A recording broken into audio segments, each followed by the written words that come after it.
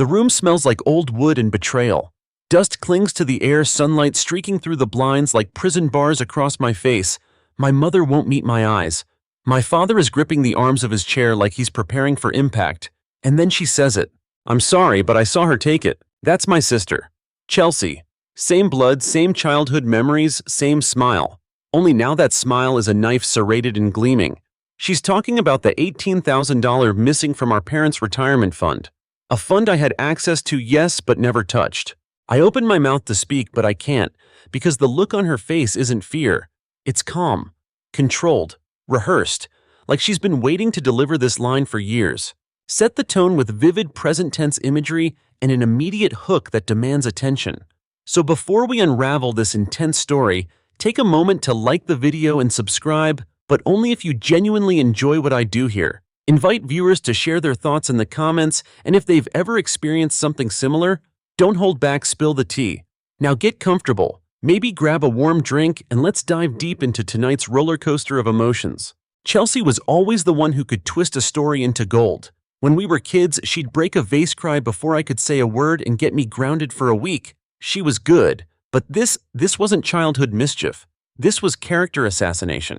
I try to explain. I didn't take anything. I hadn't even looked at the account. But the evidence somehow is overwhelming. My login, my IP address, a timestamp that placed the transaction at 2:13 a.m. when I'd been asleep at home. Chelsea cries, I didn't want to believe it, but who else? My mom doesn't speak. My dad shakes his head like he's watching his favorite team lose in overtime. And just like that, I'm out. They tell me I need space, that I should go stay somewhere else, just until we figure things out. I pack a bag in silence, numb. I text my closest cousin who doesn't respond. I check Facebook. Chelsea's posted a vague, heartbreaking status about trusting the wrong people. The comments are full of sympathy. Of course they are. That night alone in a motel off the highway, I scroll through years of photos, birthdays, family dinners, the beach trip where Chelsea faked a sprained ankle to get out of cooking. And now I'm the villain. I stare at the ceiling for hours, jaw clenched so tight I feel it crack. The next morning I start digging, because if Chelsea framed me, there has to be proof. And that's when I find it in email she forgot to delete from our shared old laptop. It's a forwarded message from a guy named Brad. Subject line, funds transferred. Clean. My stomach drops. I know that name. Brad is Chelsea's old friend from college, the one who was always just a little too slick, a little too eager to help with our family's business finances. I follow the trail. Over the next 2 weeks, I find passwords she forgot to change, conversations in old folders, deleted messages recovered through synced accounts, and slowly, painfully, the puzzle comes together. She used my identity, staged everything. Brad did the dirty work, the timing the fake witness who claimed I was shopping nearby fabricated.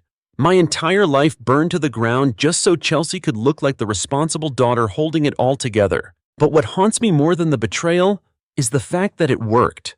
Even with the truth in front of me, I hesitate. Do I bring it to my parents? Confront her. I stare at the screen, imagining Chelsea's smug little laugh as she walks away untouched again. No. This time I'm not playing fair. I'm not defending myself. I'm going to watch her fall slowly, publicly, beautifully. And it starts with a whisper. I create a new email account, one Brad wouldn't recognize. I draft a message, looking to invest. Discreet, high capital, prefer direct pitch. I sign it as Alex Maddox, a name that means nothing. But to Chelsea it will soon mean everything, because if she wants to destroy me with lies, she has no idea what I'll do with the truth. I disappeared, not literally, but emotionally, socially, even professionally. The kind of vanishing act where no one asks where you went because they're too busy rehearsing why you left. For the next few weeks, I crashed in a rented studio with paper-thin walls and a view of a dumpster. I kept the lights dim, I didn't post, I didn't respond. My phone became a graveyard of unread messages and group chats I was quietly removed from. The silence. At first it broke me, but then it sharpened me. Being disowned is a special kind of grief. It's not loud like death, it's quiet like rot. You notice it in moments like when you go to text your mom about a strange dream, only to remember she thinks you're a thief. Chelsea had stolen my name, my trust, and my place in our family. So I made peace with the most dangerous version of myself, the one that no longer needed their approval. I started running every morning mostly because I needed the pain. Something to outrun the heat behind my eyes. And each night I'd return to my desk, scroll through Chelsea's Instagram, new nails, new heels, new investors. She was glowing. She'd launched a boutique consulting firm, helping women take charge of their financial futures. Her bio read. The irony almost made me laugh. Brad was nowhere in the pictures, but I knew he was still around. Hidden behind her empire of smiles and filters, he was the cleanup guy. I dug deeper. Shell companies, silent partnerships, loans with absurd interest rates. Her whole business was a sugar-coated scam. And yet no one was questioning it. Not the women she was mentoring. Not our parents. Not the local business awards that gave her a plaque and a standing ovation. That's when the idea solidified. Not revenge. Precision. The email I sent from Alex Maddox got a response within 48 hours. Would love to chat. Always looking to expand. What sector are you interested in? I crafted a persona high net worth reclusive with a preference for under-the-radar female-led projects. I made fake LinkedIn profiles, staged call logs, even a voice filter for phone meetings. Chelsea was cautious at first but intrigued. Alex was mysterious, polite, loaded. She bit. Our first Zoom call, I used a stand-in, an actor friend who owed me a favor. He wore a Rolex I rented for the day and read from a carefully scripted pitch about wanting to quietly invest in up-and-coming financial advisors who shared his values. Chelsea lit up like a Christmas tree. I watched from the background camera off mic, muted, heart pounding. Alex complimented her model, expressed interest in her growth strategy, asked for more data. She promised to send a pitch deck by the next day. That night I cried for the first time in weeks. Not from sadness, from rage. Because watching her charm someone who didn't exist proved something terrifying: she could lie without blinking. And she deserved to lose everything she'd built with that same talent. Over the next 2 weeks, Alex and Chelsea exchanged dozens of emails. She sent balance sheets, client testimonials, a 5-year plan, most of it fake or padded, some of it stolen from another firm. I cross-checked every file and found plagiarized material, inaccurate reporting, and inflated numbers. She didn't just lie to the family. She lied to investors, to clients, to herself. I kept the facade going. Alex expressed growing interest. He wanted to meet her in person, but only in a discreet location. He didn't like public attention. Chelsea didn't blink. She offered to fly to him. Perfect. I booked the hotel suite under an alias and set it up like a pitch room, projector, refreshments, even fake legal documents. I printed out everything I had: the messages between her and Brad, the bank transfers, the stolen content from her pitch decks. It was all labeled, cross-referenced, impossible to deny. When she walked in wearing a blazer that screamed boss and heels that probably cost more than my rent, she was glowing.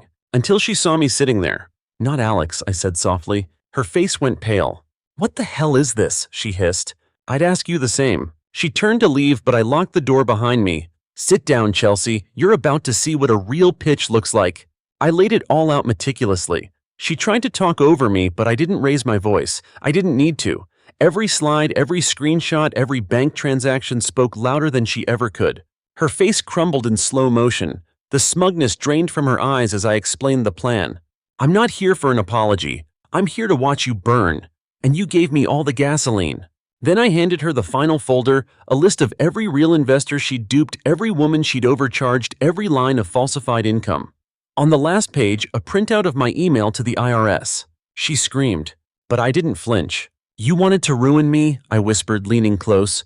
You should have made sure I was too weak to fight back. I left her there shivering in silence, the weight of everything just beginning to press down. But that wasn't the climax, not yet. Because Chelsea had one final move, and she was about to make it. Chelsea didn't crumble the way I hoped. She didn't disappear or spiral or call me crying in the middle of the night begging for mercy. She fought back.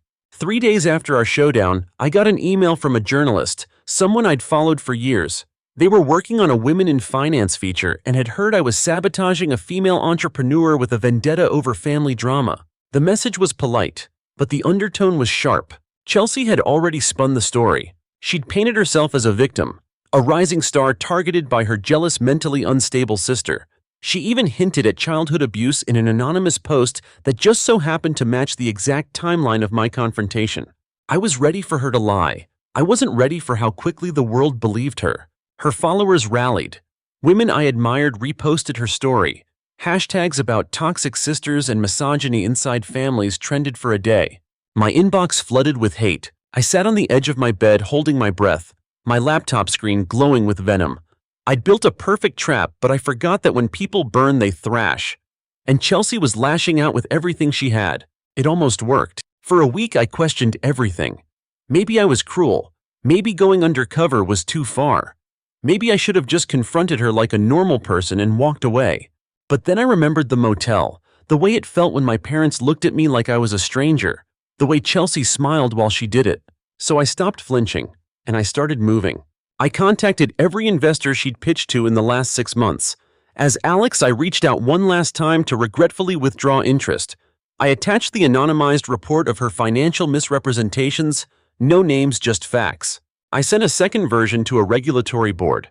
And then I made one final move. I booked Chelsea for a keynote speech. Under a fake women's business conference, I created a legitimate-looking event site paid for by Alex Maddox Ventures, a small private affair with select VC partners attending. I rented a space. I arranged catering. I even printed badges. Then I invited 3 women she had overcharged and underdelivered for clients who had emailed her complaints that were ignored, then blocked. They had no idea they were walking into the same room. Chelsea arrived in full armor, designer dress, perfect makeup, and a recycled speech about financial empowerment. She didn't recognize the audience. The 3 women sat politely, waited, took notes. When Chelsea finished her speech and opened the floor for questions, the first woman stood. "I paid you 15 grand for a financial plan that didn't exist." Chelsea blinked. "I think there's a misunderstanding." The second stood. "You ghosted me after I asked for a refund. You told your assistant I was unstable." The third, she didn't speak. She just stood, lifted her phone, and hit record. That's when I stepped into the room. Chelsea's eyes locked on mine. Her voice cracked. You did this?" I nodded once. "You framed me," I said slowly, clearly. "You made me a thief in our parents' eyes. You made me disappear." She looked around, searching for sympathy. But the room was cold. These weren't her Instagram followers. These were people she hurt, used, overlooked. "I built something real," she snapped, trying to regain control. "I helped people. I earned this." "No," I replied. "You stole it, just like you stole from our family. Just like you stole my name." Then I dropped the final bomb. I recorded everything. The emails, the transactions, the contracts, and so did the IRS. Her face drained of color. "I didn't send the file yet," I continued. "But I will, unless you do something for me." She laughed, bitter and shaky. "So this was blackmail all along?" "No," I said. "It's a negotiation. I want 2 things." She didn't move. 1, a public apology.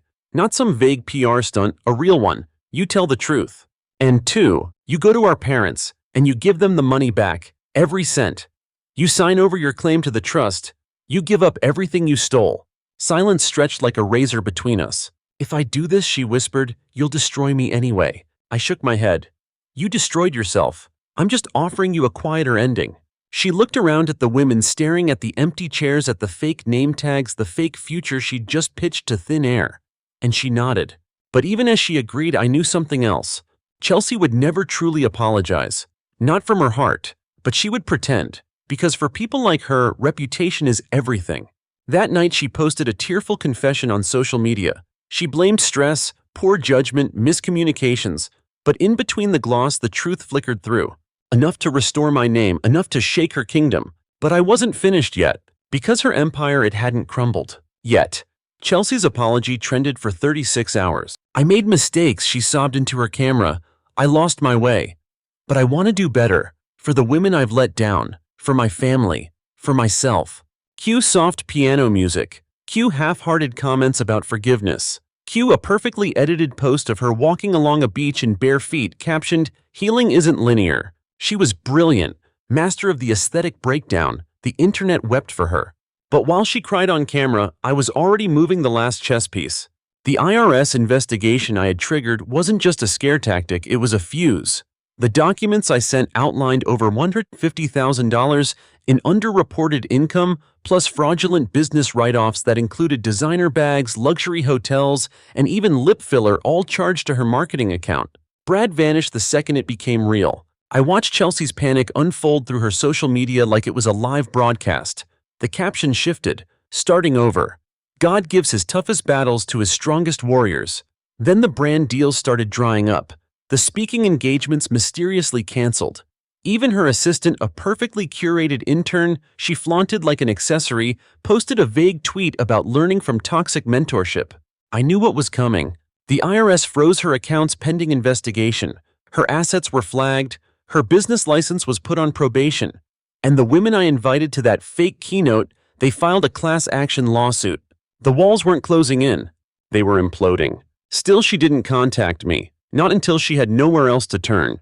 It was a text. Just 3 words. Are you happy? No punctuation, no name, just that. And for a moment, I hesitated. Because a part of me, an old tired part, still remembered sleepovers and matching Halloween costumes, and that one time she punched a boy in the face for calling me weird in 3rd grade. But then I remembered the motel, and the way she lied so easily, so viciously. So I didn't answer. A week later, she showed up. I was at a cafe downtown trying to reclaim some normalcy with a book and a coffee I didn't need.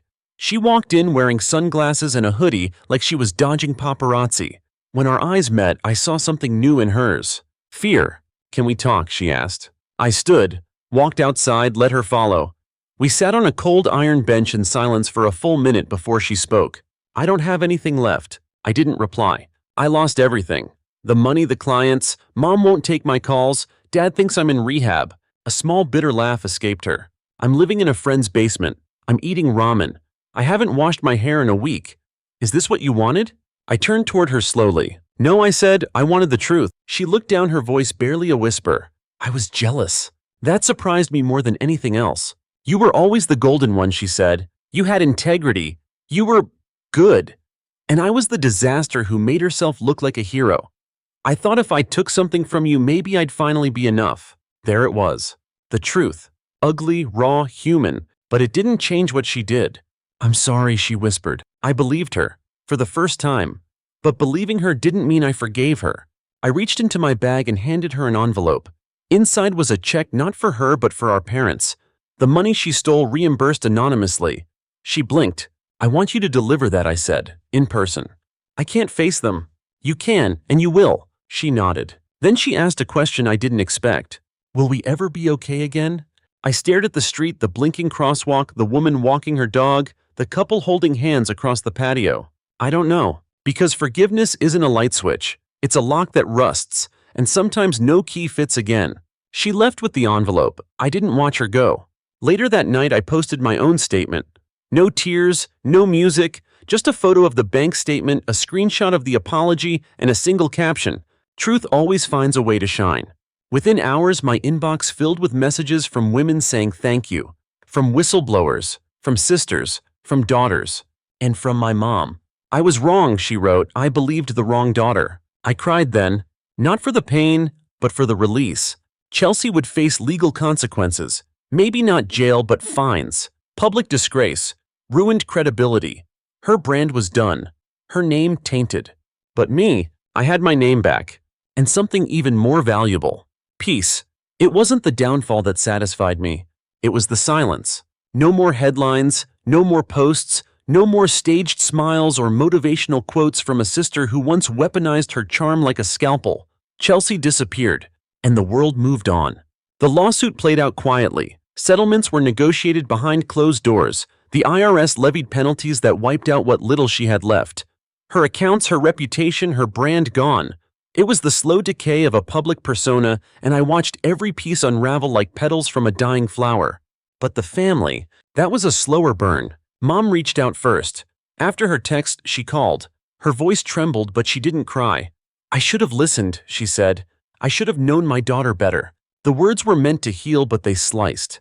Because which daughter? She wanted to visit, talk in person, rebuild. And I let her. She showed up with pie and a photo album, like that could patch years of silence and suspicion. We sat across from each other on my new couch in my new apartment, surrounded by plants and light and a piece I had carved out with blood and precision. I miss both of you, she whispered. I don't, I replied and watched her flinch. Not the way we were. It was true. The version of my family I missed had never really existed. Just a mirage I chased in childhood, always believing that love meant sacrifice, that trust was automatic, that family would never betray you. I knew better now. Dad called later that week. His voice cracked before he even said hello.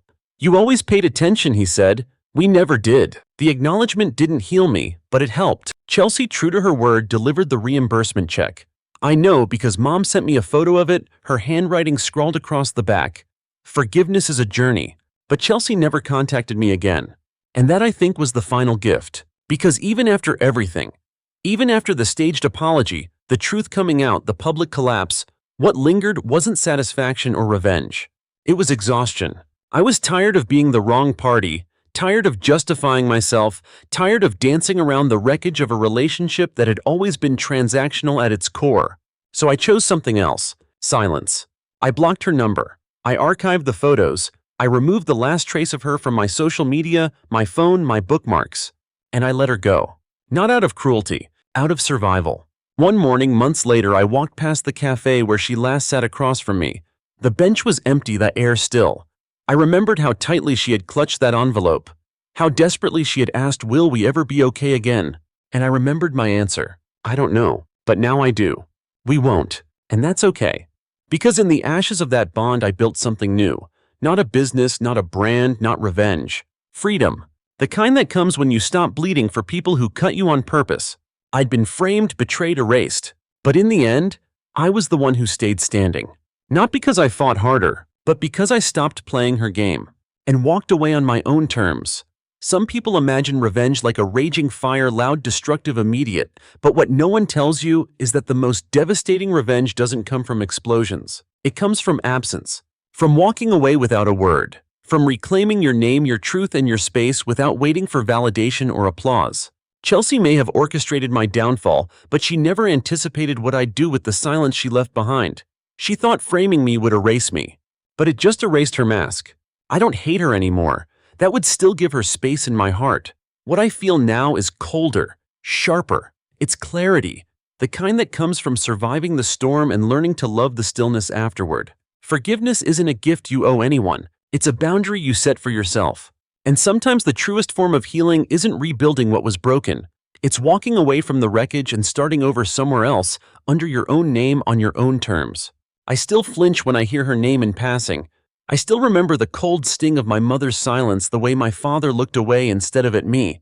But those memories no longer define me. They built me, brick by painful brick. And now I live in a world where I choose who gets access, where I don't beg to be believed, where I don't shrink to make others shine. She tried to burn me down, but I learned how to rise from ash. And the most beautiful part, I didn't need her permission to do it. End of story. Months passed. Fall came. Then winter. The world kept spinning, and for the first time in years, I wasn't trying to catch up to it, I was moving with it. No more planning, no more plotting, no more watching Chelsea's every move like a hawk waiting for weakness. I had done what I came to do. The lies were exposed, the debt repaid, the truth reclaimed. But closure isn't a door that slams shut, it's a series of quiet clicks, and mine came slowly. Click when I received an email from one of Chelsea's former clients. A simple thank you. She wrote, "You saved me. I didn't know how badly I was being manipulated until you exposed her.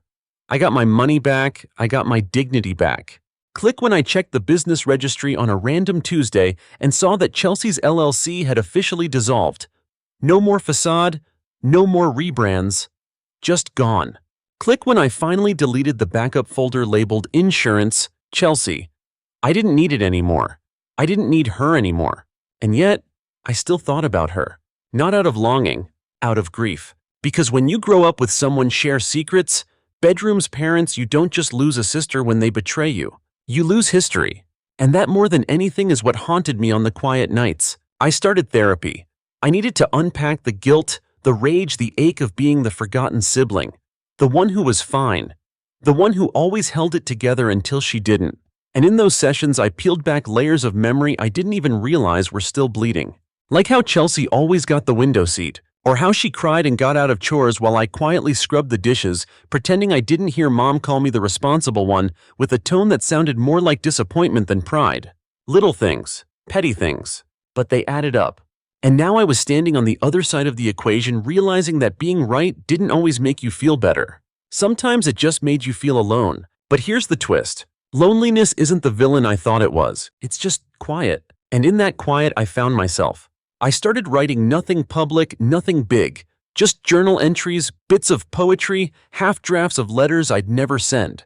I poured out the bitterness and let it curdle on the page until it lost its edge. I redecorated my apartment, got a rescue dog, Scrappy, anxious but loyal. I named her Ember. She reminded me that healing doesn't have to be graceful. Sometimes it's messy and loud and happens in between vet visits and late-night crying fits on the kitchen floor. But it happens. And one day, as I watched Ember curl into a sunlit patch on the rug, it hit me. I wasn't waiting for the other shoe to drop. I wasn't bracing for betrayal. I was just living. I hadn't spoken to Chelsea since that bench. I don't know where she is. Maybe she left the city. Maybe she changed her name. Maybe she's plotting a comeback. But that's not my story anymore. She's not my story anymore. Mine is about rebuilding not out of vengeance, but out of choice, out of strength, out of the realization that I can be whole without dragging her through every chapter. I used to think revenge would complete me, but it didn't. What completed me was walking away before it consumed me. Because in the end, the true victory wasn't ruining her. It was reclaiming me. Story 2. You ever watch a room laugh at your child and feel your spine go cold? That was me last Sunday at what was supposed to be my son's 10th birthday party. His name's Aiden. And until that day, I'd spent 10 years trying to protect him from the exact kind of family I grew up with, toxic, petty, and brilliant at disguising cruelty as comedy. And yet there we were. Living room full of relatives, a table cluttered with paper plates, balloons sagging from the ceiling. My father, sorry Harvey, I stopped calling him Dad years ago, stood front and center beaming like this was his stage. Aiden, he called out, grinning wide, holding out a sleek white iPhone box like it was the freaking Ark of the Covenant. You've been such a good boy this year. Go on, open it. Aiden's eyes sparkled. His little hands reached forward, trembling slightly. Is this for real? He asked. Harvey nodded, sipping his coffee. His smirk said everything. I already knew something was off. I should have stopped him. I should have told Aiden not to get his hopes up, but I froze because I recognized the performance. Aiden peeled the paper off carefully, lifted the lid with both hands. Silence. Inside the iPhone box was a rock, not a fancy crystal, not even a polished stone, just a dirt-smudged, jagged driveway rock. Aiden blinked, then looked up confused. The room exploded. My sister Leah cackled so hard she dropped her mimosa. My cousin Greg practically spit chips out of his mouth. Even my mother, who once cried when I scraped my knee, shook her head and chuckled. Oh, Harvey, you're awful, she said, laughing like it was sitcom night. But Aiden didn't laugh, and neither did I. He just stared at the rock, trying to smile, but his cheeks were turning red. He whispered, "Is this a joke?" and looked at me. That's when something cracked. Not loudly, not like glass. Quiet, internal, a hairline fracture in something I'd tried for years to keep sealed. Harvey leaned back smug. Only good boys get toys, he said, clinking his spoon against his mug like a bell. Maybe next year, champ. I don't remember standing up. One moment I was next to Aiden, the next I was towering over the table. Wow, I said, voice low. You really topped yourself this time. The room quieted just like that. Even the background music seemed to dim. Harvey raised an eyebrow. Come on, Nick, lighten up. It's just a little family fun. Is that what you call it? I said, eyes locked on him. Because it looked a lot like humiliating a 10-year-old for sport. Leah rolled her eyes. It's not like it was his real gift. There is no real gift, I snapped, not shouting, just done. This was it. This was the show. The punchline, just like always.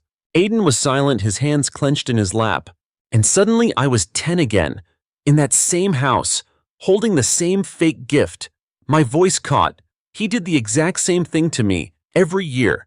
Some lesson about humility or discipline or whatever twisted metric he used to feel powerful. Harvey laughed. Oh, come on, you're being dramatic. Right, I said. Because emotional abuse is only funny when there's cake. I turned to the others.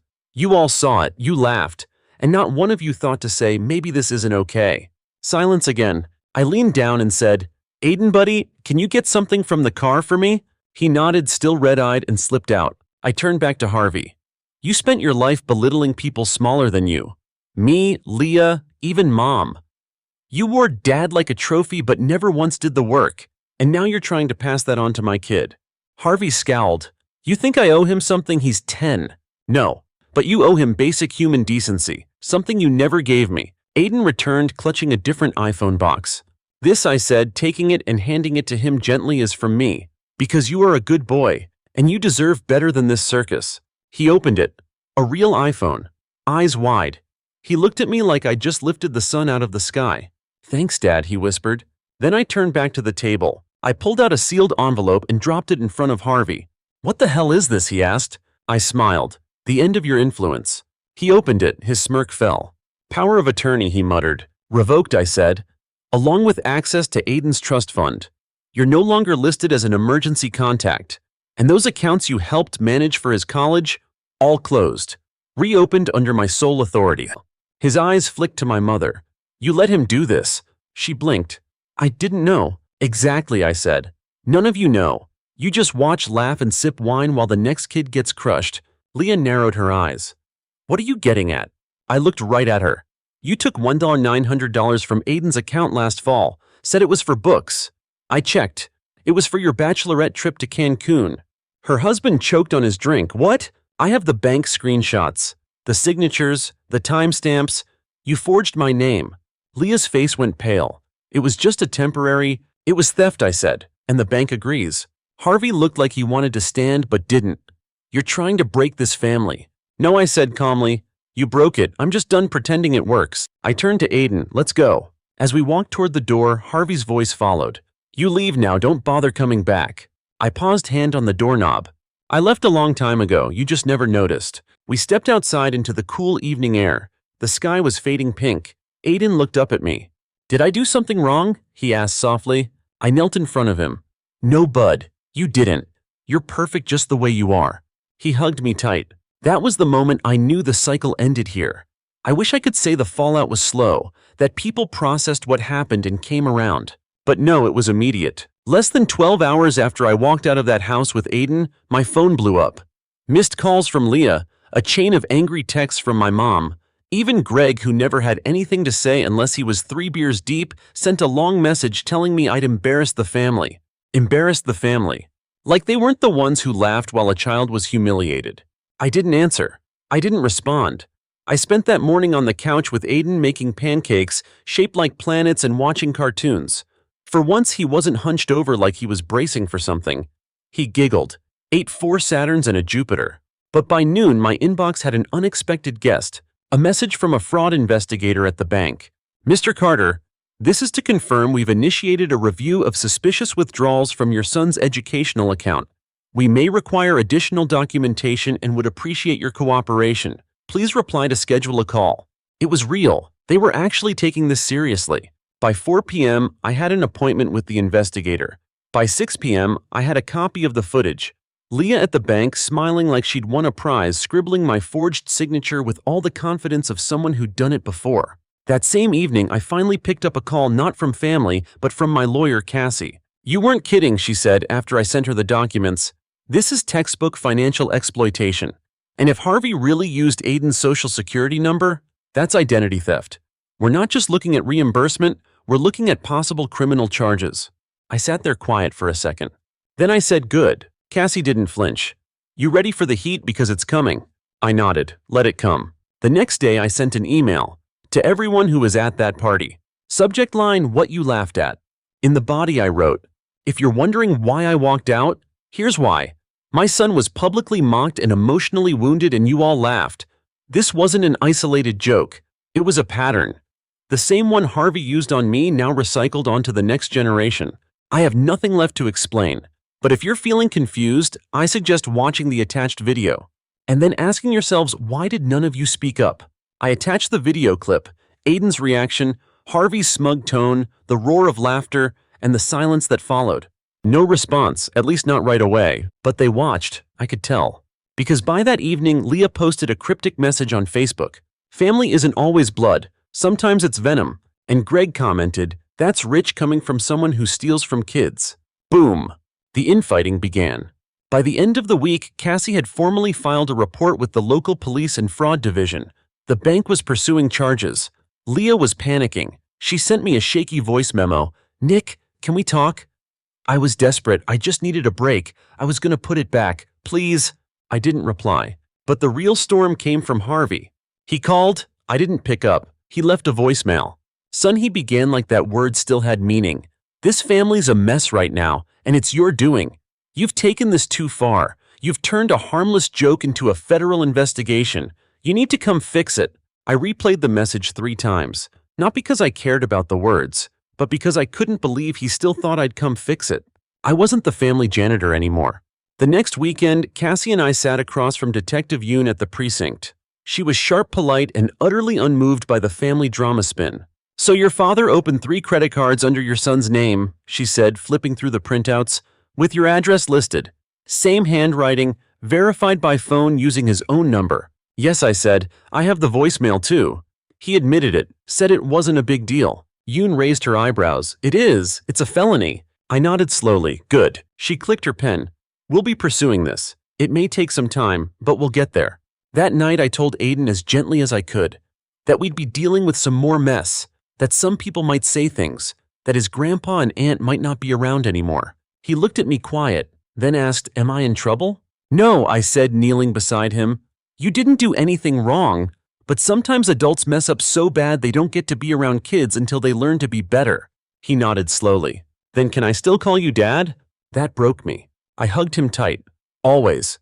I'm not going anywhere." Within 2 weeks, Leah's employer caught wind of the bank investigation. Apparently someone, not me, I swear, had sent the footage to their HR department. She was put on leave pending further review. Mom called the next day, her voice pinched and sharp. "Are you happy now? Your sister's job is on the line? Harvey's health is, he hasn't eaten in days." I stayed quiet. "You've made your point, Nicholas. You've burned the whole house down." "No," I said softly, "I just turned on the lights. If the house is full of roaches, that's not my fault." She hung up. I expected that. But I didn't expect what came next. The letter. Folded, handwritten, postmarked from a rehab facility 1 state over. It was from my cousin Ellie. The black sheep before I was old enough to wear the title. "Nick, I saw the video, and I saw the comment section under Leah's Facebook post. I just wanted to say I remember what Harvey did to you when you were Aiden's age. I remember you crying in the shed behind Grandma's. I didn't speak up then. I was scared. But I'm proud of you now. Really proud. Keep protecting that kid. You're doing the right thing. E." I sat with that letter for a long time. Then I placed it on the fridge next to Aiden's art project, a red paper heart with Chumper 1 Dad drawn in purple crayon. And I realized something. I wasn't angry anymore. I was done. That weekend, Aiden and I went hiking. Just the 2 of us. We stood at the top of a ridge, wind in our faces, staring at the valley below. He turned to me, serious as ever, and said, "Are they gonna go to jail?" I blinked. "Maybe. That's not up to me." He nodded. "I don't want them to. I just want them to stop lying." "Me too, bud." We walked back down in silence, but it was a good silence. The kind where nothing needed fixing. Because for the first time, he wasn't carrying the weight of adults who never grew up. And neither was I. The courthouse smelled like paper and floor cleaner. I don't know why that stood out, but it did. Aiden sat next to me in a button-up shirt he hated, swinging his feet above the ground. He didn't ask many questions, just held my hand. It felt backward, a 10-year-old comforting a grown man, but here we were. Across the aisle sat Harvey. No tie, wrinkled blazer, eyes bloodshot. He didn't look angry anymore, just tired. The kind of tired that guilt can't even touch. Leah was next to him, chewing her nails, whispering to their lawyer. Mom wasn't there. Too emotional, apparently. Translation: couldn't face the truth. Their lawyer tried to make it sound like a family dispute, a misunderstanding, like Aiden's stolen identity and the drained college fund were just part of some harmless inheritance drama. Cassie stood up calmly and said, "Your Honor, this isn't a dispute.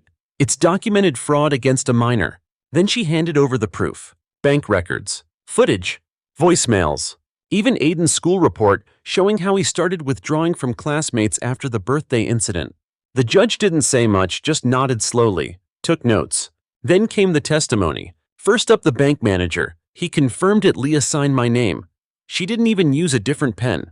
Then came the teller. She remembered Leah vividly. She smiled the whole time. The woman said, "Told me her brother gave full approval, said it was urgent for a family emergency." Cassie raised her eyebrows. Did she mention what the emergency was? The teller looked down. A yoga retreat. Harvey's lawyer objected, said that wasn't relevant. The judge overruled it. Then it was my turn. I stood up, hands shaking a little. Looked the judge straight in the eye.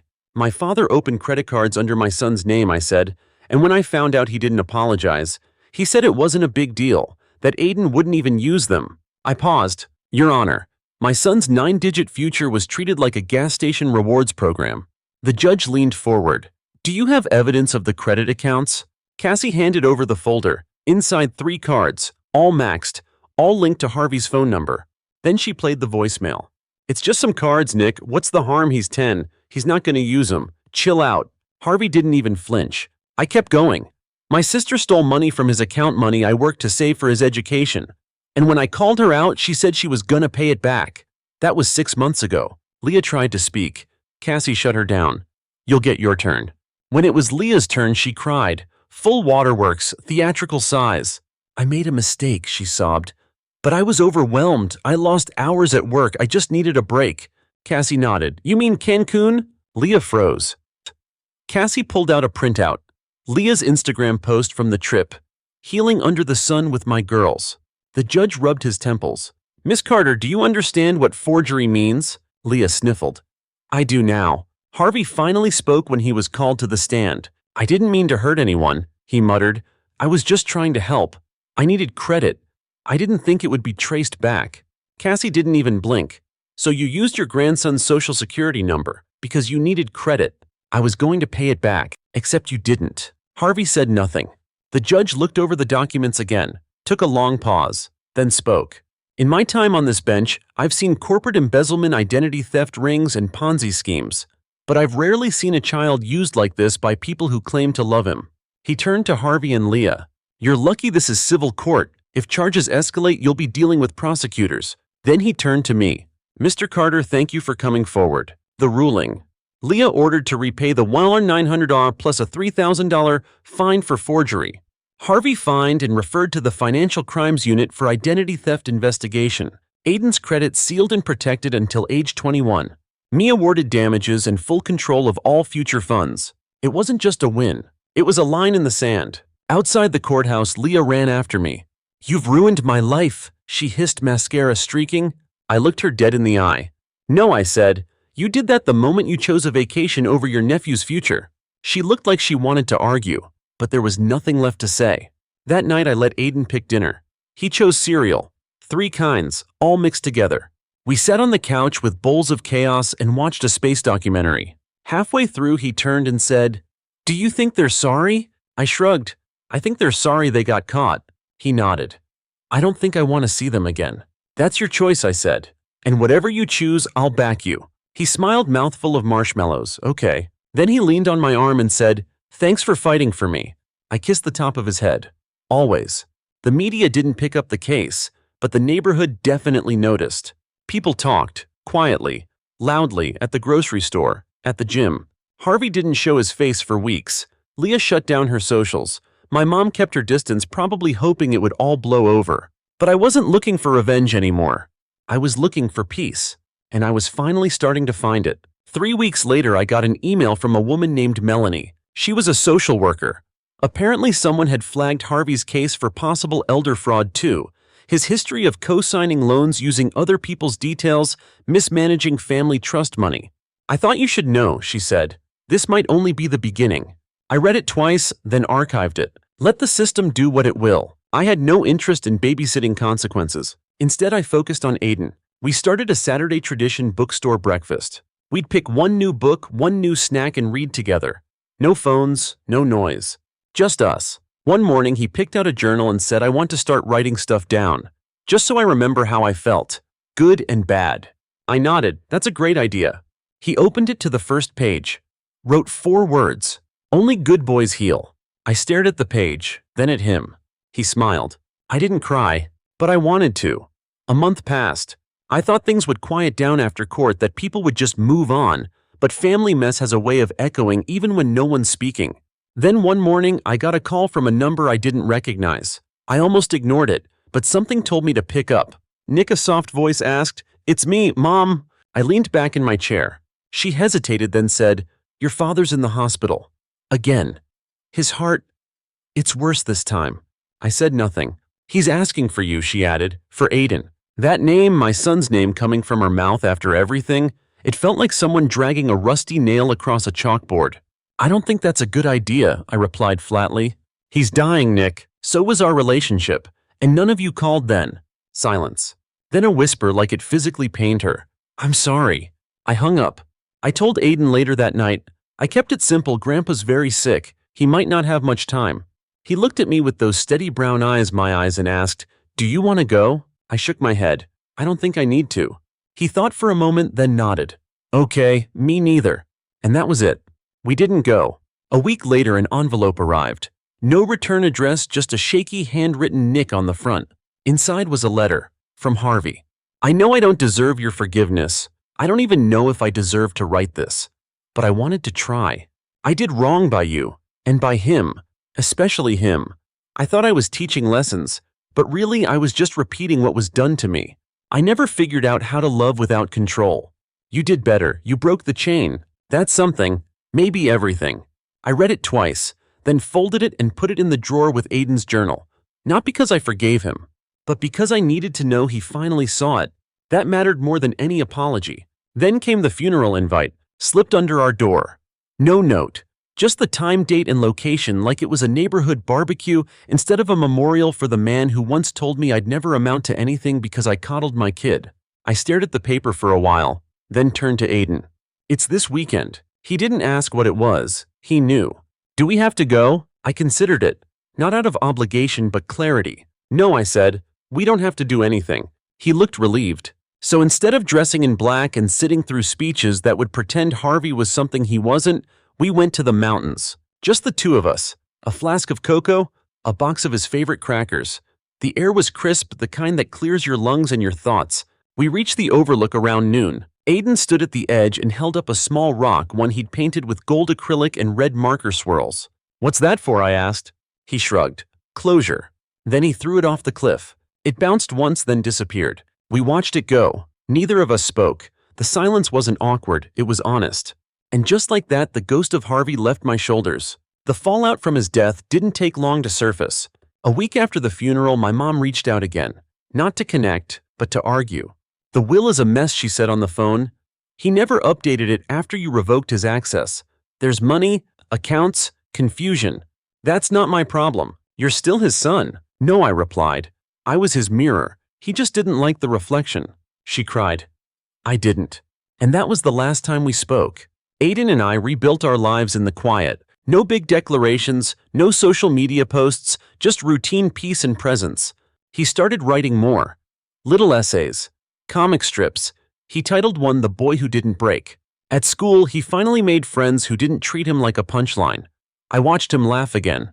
Unburdened. At home, he started sleeping without a nightlight. I got a promotion at work, moved us to a place with better sunlight and a fenced backyard. Nothing fancy, but it felt like ours. I also started therapy. I didn't go to fix myself. I went to understand the parts I buried so deep they started to rot. The shame, the misplaced loyalty, the guilt for cutting people off who were supposed to love me. I told the therapist I feel lighter. She smiled.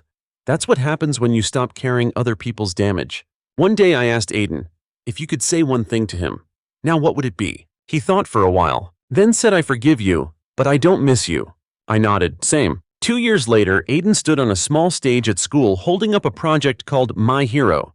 I sat in the front row trying not to cry. He pointed at a drawing, a stick figure with glasses holding a shield. "This is my dad," he said. "He's not famous or anything, but he protects me, and he listens, and he never makes fun of me for crying." Pause. "And he gave me my first real phone. Not with a rock, with love." The crowd laughed, not mockingly, warmly. I laughed too. That night he climbed into bed beside me, too old for it really, but still small in the ways that matter. "Are you proud of me?" he asked sleepily. I wrapped my arm around him. "More than you'll ever know." And as he drifted off, I whispered something I hadn't said out loud in years. "I'm proud of me too. You don't always get justice. You don't always get apologies. But sometimes if you stand your ground and break the cycle, you get something better. Peace. And that I learned is worth more than any inheritance." Story 3. Can you imagine him here with us, God?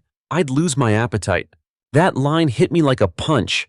I wasn't watching a movie. I wasn't eavesdropping on strangers. I was watching my own stepmother live streaming from a beachside resort I paid for. Her platinum blonde hair swayed as she wrinkled her nose like my existence was some bad smell she couldn't Febreze away. "My dad?" He just laughed off camera. "Come on, Rach, don't ruin the vibe." "Too late, Dad." They were sitting at a seaside bar, tropical drinks in hand, under a banner that read, "Happy Anniversary, Greg and Rachel." Funny, my bank statement didn't say happy. It said, $5,642.80. No thank you, no invite. Just a casual slap in the face broadcast to the entire internet. Rachel. My stepmom swirled her straw in a frozen margarita like she was auditioning for Real Housewives of Mediocreville. We earned this trip. Some people just hover around with their sad eyes and awkward energy, always trying to help but really just taking up space. And that's when I paused the video. My reflection stared back at me from the screen. I looked tired. Not physically, just soul tired. The kind you get from giving everything and still being seen as extra baggage. I didn't rewind it, I didn't need to. Because I knew exactly who she meant. And for once I didn't feel the need to pretend otherwise. Let me give you some background. My name's Devin. I'm 31. No kid, single, not because I can't, but because I've spent the last 10 years pouring every ounce of energy into my job and my family. Or at least what was left of it after Dad married Rachel. It didn't happen overnight. The neglect, I mean. At first it was small, subtle. A skipped call, a forgotten birthday, jokes about me being too serious or too sensitive. But over time the cracks turned into craters. My dad had 2 kids with Rachel, half-siblings who barely knew me beyond the guy who brings cool gifts.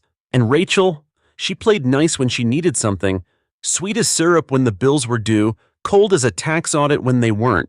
Last year when Dad lost his job, I stepped in, quietly, paid off their utility bills, sent groceries, co-signed a refinancing form when they were on the verge of losing their house. Not because I had to, but because I believed naively that it was what family did. When I booked the resort for their anniversary, it wasn't about winning favor. I genuinely thought it might reconnect us. I imagined joining them, laughing by the fire pit, making new memories, being part of something again. But no, I wasn't invited. Rachel told me they wanted private time. Said it wouldn't be my scene anyway, that I'd be bored with all the couple's activities. Translation: stay out. We don't want your face in the photos, just your name on the receipt. And still I swallowed it. I made excuses. Maybe they're just stressed. Maybe I am too intense. That stream broke something. Watching them toast with drinks I paid for while mocking me like I was some joke. That was it. I opened my travel app, clicked Manage Bookings. Spa credits canceled. Boat tour gone. Private dinner revoked. Then I called the concierge. "Hi, I'd like to arrange a delivery," I said sweetly, "to the lobby. Prime check-in time. Something memorable." She paused. "Certainly, sir." "May I ask what's inside?" "A surprise," I said. "Let's just say it'll make an impression." And it did. 2 days later, I got the updates from a friend who works at the hotel. Rachel had waltzed in like she owned the place, saw the envelope waiting on the marble check-in desk, all black velvet and gold trim. Of course she grabbed it, opened it right there. Inside was a single card, clean, sleek with gold edging. On it, "Scan me for a special message." She did. Her phone screen lit up with a full-screen video. My face, standing on a balcony holding a cocktail. "This is the guy who paid for your trip. The one you mocked. Enjoy your free ride. And smile for the lobby you're on, karma cam." Then the music hit. Yep, that music. "Curb Your Enthusiasm." The entire lobby fell silent. Then laughter. Phones came out. Someone gasped. A kid whispered, "Yo, is this real?" Another shouted, "World star moment." Rachel turned crimson. My dad looked like he aged 10 years on the spot. They fled the scene like it was a fire drill. Later I heard they checked out early. Never made it to their last dinner. No final spa. Just a one-way flight home and a whole lot of damage control.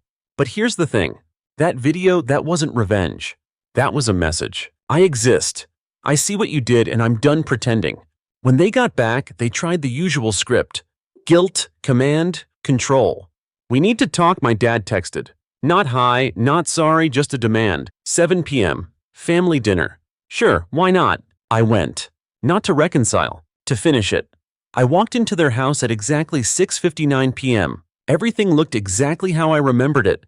The faux rustic chandelier, the live, laugh, love sign Rachel probably bought on sale, the smell of rosemary chicken in the oven like they could cook the dysfunction out of the air. The dining table was perfectly set. Rachel always did love presentation. Candles lit, cloth napkins folded, 2 wine glasses already half empty. My dad sat at the head of the table, arms crossed. Rachel stood by the kitchen island sipping Cabernet like it was a defense mechanism. I didn't sit. I didn't even take off my coat. You embarrassed us. Rachel began setting her glass down with just enough force to make a point. In front of strangers. No, I said. I revealed you. There's a difference. She laughed. Tight, hollow. You're being dramatic. It was just a joke on the stream. You called me a walking cringe, I said. Live. While drinking a mimosa I paid for. Dad finally spoke. It wasn't meant to hurt you, Devin, but it did. Silence. Rachel folded her arms. You ruined our vacation. You humiliated us. I tilted my head. And I paid for it. Funny how that part never gets mentioned. Dad stood as if height might restore control. This isn't how families solve problems. You're right, I said.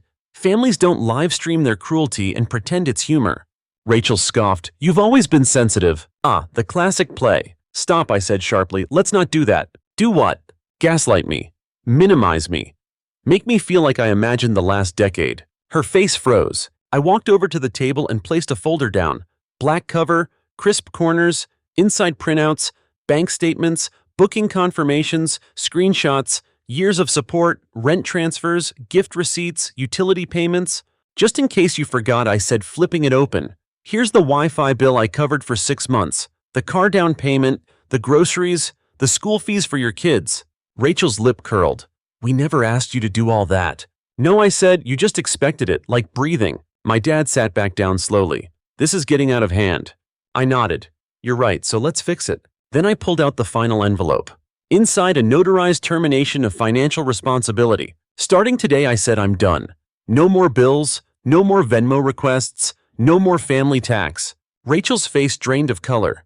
You're cutting us off. No, I said softly, I'm freeing myself. That night, I walked out of their house for the last time. No one followed.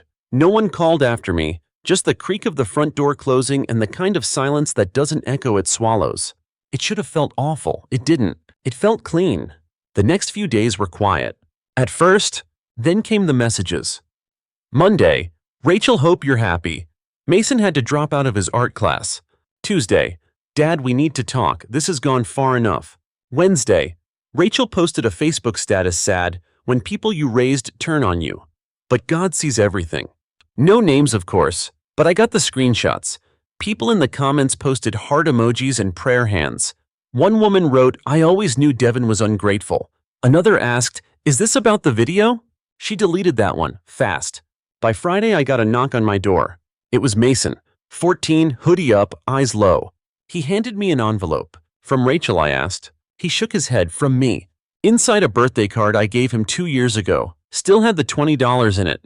I kept it, he mumbled, because it was the first time anyone remembered. I almost cried. I didn't. He looked up at me. I saw the video and, I'm sorry. I know it doesn't fix anything. It didn't. But it mattered. You didn't do anything wrong, I said. You're a kid. He nodded. She told us not to talk to you. Said you turned on the family. But I think maybe she just didn't want us to know the truth. He paused. She's freaking out, by the way. Says you're going to expose her. I gave him a small smile. Too late. Over the next week, the house of cards came tumbling down. Dad tried to get my uncle involved. My uncle sent me a text about damn time, Dev. Proud of you. Rachel messaged my ex. Tried to paint me as unstable. My ex forwarded it with a simple caption, she's unhinged. Get a therapist, Rach. They tried applying for a small loan. Denied. Why? Because their cosigner, you know me, was no longer attached. Turns out goodwill isn't a renewable resource. And the hotel, well, someone posted anonymously on a travel blog. Craziest thing I ever saw, this couple opened a gift bag and bam, instant lobby scandal. TikTok energy. Curb Your Enthusiasm music and everything. I still think about it weekly. No names, but people knew. Meanwhile, I was fine. Better than fine, actually. I got a gym membership. Signed up for therapy. Took myself to dinner. Real dinner. No frozen pizza. No instant noodles. For the first time in years, I didn't check my bank account in fear. I bought a houseplant. It's still alive. That's a first. I started sleeping through the night. Not because everything was perfect, but because I wasn't someone else's emergency fund anymore. And yet part of me kept waiting for a new drama, a guilt text, a fake emergency. But none came. Just quiet. And the quiet, it wasn't scary anymore. It was peaceful. I didn't realize how heavy they'd been until I took them off my back. That constant weight of being needed but never wanted. Because here's the thing, they'll never admit they didn't love me. They loved what I did for them. And now that I've stopped, they're just people I used to know. A few weeks later, I ran into someone at the grocery store. A woman from their neighborhood. She recognized me, paused and smiled. "You're Rachel's stepson, right?" I tensed, braced. Then she leaned in. "We all saw the hotel video. Just wanted to say, it was brilliant." I blinked. She winked. "They've always acted like royalty around here. I think you gave a lot of people hope." I walked away with my head high. It took them 3 weeks to fully process the fact that I wasn't bluffing. I didn't answer Rachel's texts. I didn't respond to my dad's voicemails. I didn't even open the family group chat after Mason said she tried to rename it The Real Core. The only thing I did was live my life, and for the first time that life didn't orbit around their needs. But silence to people like Rachel and Greg isn't peace. It's an insult. So when they couldn't guilt trip me back in, they went for round 2. A Sunday afternoon knock. I opened the door and there they were. Not together, that would have made too much sense. Just Dad in his old hoodie looking like he hadn't shaved in a week, standing on my porch like a kid sent to apologize for throwing a rock through a window. "Can we talk?" he asked. "No," I said, "but you can listen." He didn't argue. Just followed me inside like it was still his house. He looked around like everything had changed. It hadn't. Just the absence of things he used to control. "I didn't come to fight," he muttered, sitting on the edge of the couch like he wasn't sure it would support his weight. I leaned against the wall, arms crossed. He sighed. "Your stepmom's been difficult." I noticed. "She's scared," he added. "Of being held accountable," I asked. He didn't answer. "Dad, let's skip the soft pitch. What do you want?" He winced. I didn't know she was going to say those things on the stream." "But you laughed," I reminded him. "I was trying to keep the peace." "You kept her peace," I said, "at the cost of mine. For years." That's when it cracked. Not a yell, not a sob, just something quieter. He looked at me not like a disappointed parent or a cornered man, but like someone who knew they had burned a bridge and finally saw the ash. "I messed up," he whispered. That hit different. Because this was the man who never said sorry. The man who once asked if my anxiety was just overthinking. The man who told me after I got laid off that maybe now you'll learn how to be flexible. I stayed quiet. "I got used to you fixing things," he said. "Paying the bills, booking the trips. I thought you were okay with it."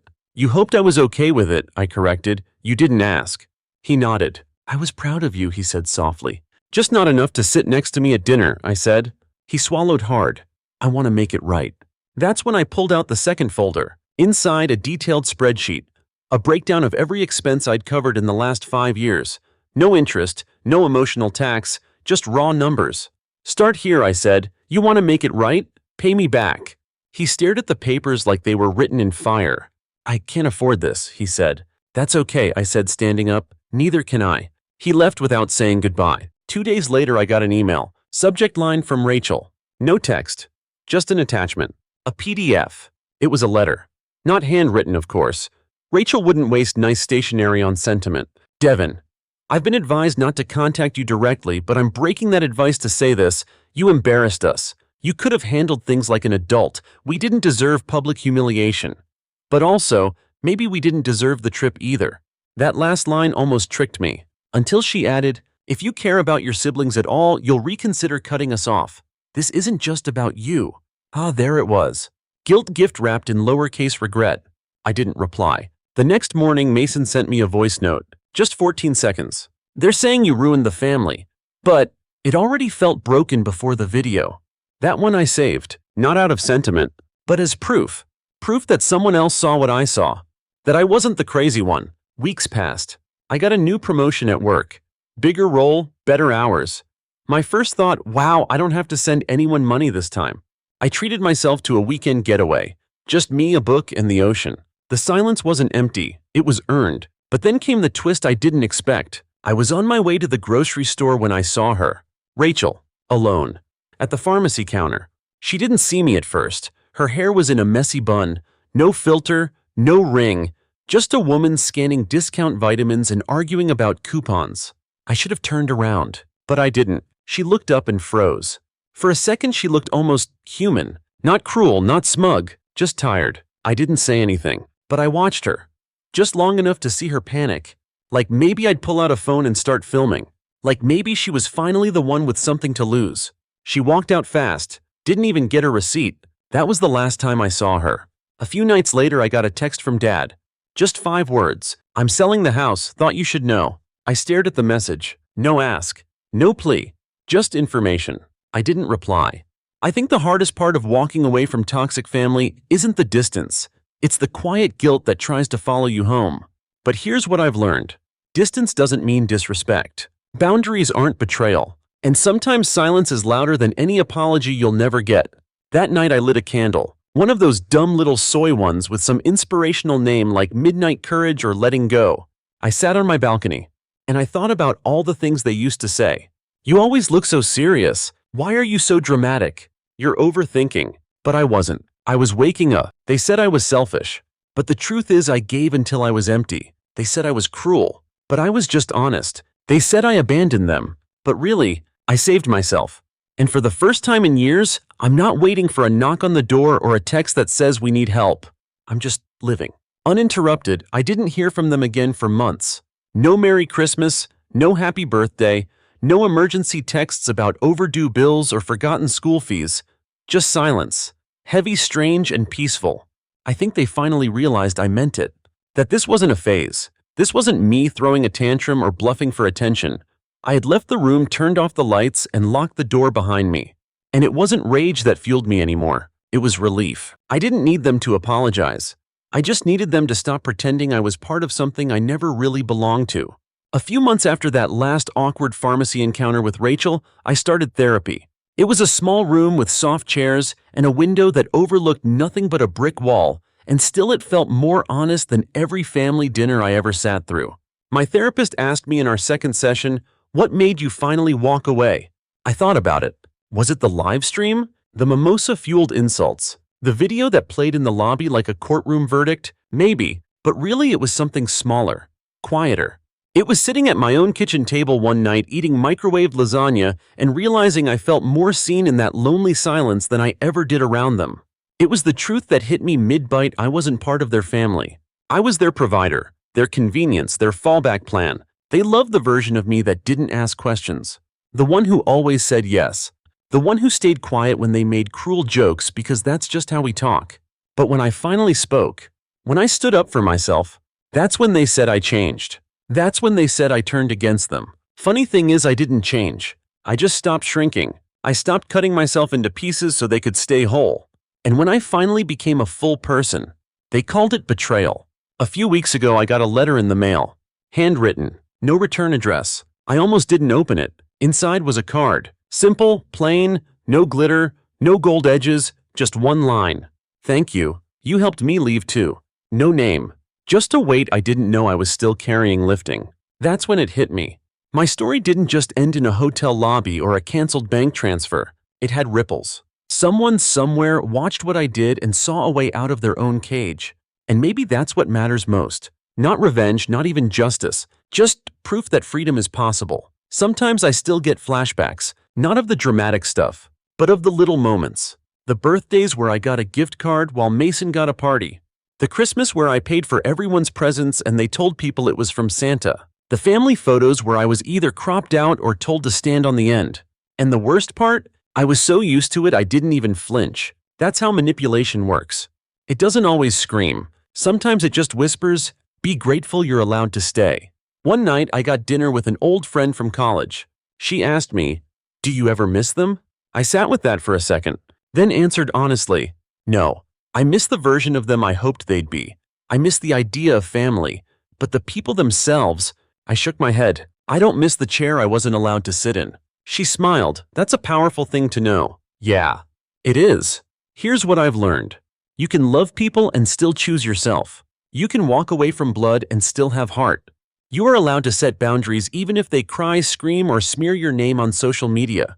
You don't owe anyone access to you just because you share a last name. And most of all, you're not selfish for saying I deserve more than this. I used to think silence was scary, that if they weren't texting something was wrong, that if they weren't reaching out I had done something bad. Now silence is a gift. It's space.